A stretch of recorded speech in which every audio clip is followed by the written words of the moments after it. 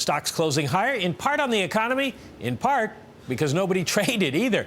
Deborah Kostroun is the new president of the New York Stock Exchange Lonely Hearts Club, it appears. Besides you, Deb, was anyone else there today?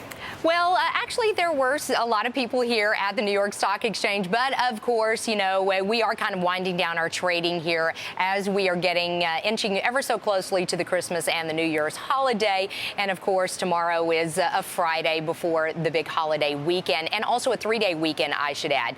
So the Santa Claus rally certainly intact here. We had some good economic news that a lot of people are talking about. Weekly jobless claims coming in at the lowest level since April of 2008. So certainly a good sign for the jobs market. Consumer confidence also coming in better than expected. And traders say the economy here really kind of muddling through. And they say, you know, in terms of jobs, it may not be a bullish case, but the job situation is certainly less grim than what we thought. But of course, the possible caveat that everyone keeps talking about is a significant recession, possibly in Europe, which could pull the rest of the world into a global recession.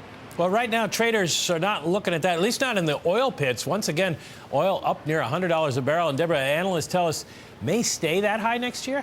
It certainly may stay as high as $100 a barrel next year. And Citigroup analysts telling Bloomberg that means that gas prices will hit $4 a gallon in the summer. And, of course, we all know what that means because higher gas prices just act like a tax on consumers and certainly will hit consumers in the pocketbook. Now, a big reason why gas prices will be higher is that two oil refineries on the East Coast, particularly in the Philadelphia region here on the East Coast, will be shutting down, and another one may be closed if a buyer isn't found. So that will have some big implications on the supply of gasoline that we do have.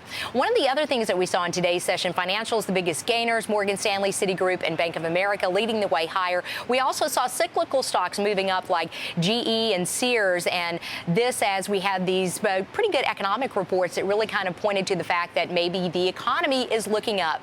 Back to you, Mike. All right, thank you, Deborah.